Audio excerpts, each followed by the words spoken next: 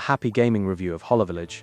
My house became a stage. The day I moved into holoVillaage, the mayor handed me exactly 3 things: a hoe, a fishing rod, and a welcome basket containing a single ominous note: "Relax, but be ready." That sounded like a threat until the note was signed by a chibi hololive talent in glitter pen, which somehow made it more threatening. Mornings were for the gentle stuff. I'd step outside my little house, wave at my new neighbors, all suspiciously adorable, and fall into the slow rhythm, till a few rows water the fields, then wander down to the river to fish until the sun remembered it had a job. If I got bored, I'd go mine, come back with pockets full of materials, and craft whatever my hands could argue into existence. Some days I'd even open a shop and do business, selling the fruits of my peaceful labor, like a tiny capitalist in a pastel apron. It wasn't the kind of cozy that nags you with timers. It was the kind that lets you meander and still feel like you did something real. Then I discovered my favorite mechanic. The house wasn't a house, it was a stage. Inside, I started decorating a little, which is how every decorating spiral begins.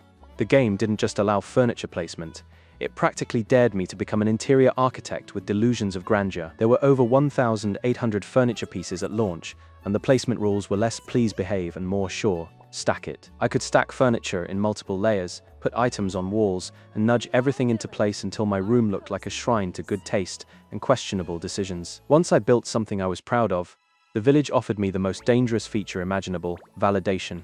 I could upload my room, share it, and visit friends' rooms, a cozy life sim quietly turning into a social gallery crawl. The rumor was that your Oshi might even come visit, and I suddenly understood why people polish virtual floors at 2 a.m.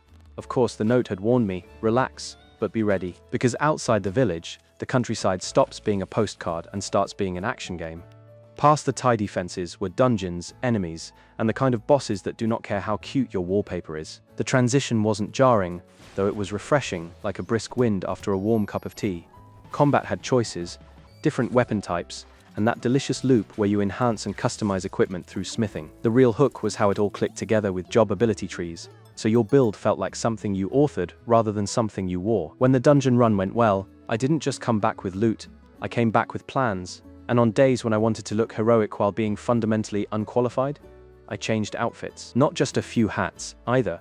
There were over 1,300 costumes and character customization parts, enough to turn self-expression into its own long-term progression system. By the end of my first week, holoVillaage had tricked me in the best way into reviewing it with my lifestyle. It's a cozy rural life sim, where farming, fishing, mining, crafting, and running a shop form the calm heartbeat, while dungeon runs and bosses provide the occasional adrenaline spike. The decorating tools are the secret star: high freedom, huge variety, and sharing that turns your home into a community artifact. And threading through it all are chibi hololive residents you can welcome into the village, making the whole place feel less like a sandbox and more like a slightly magical neighborhood you keep choosing to return to.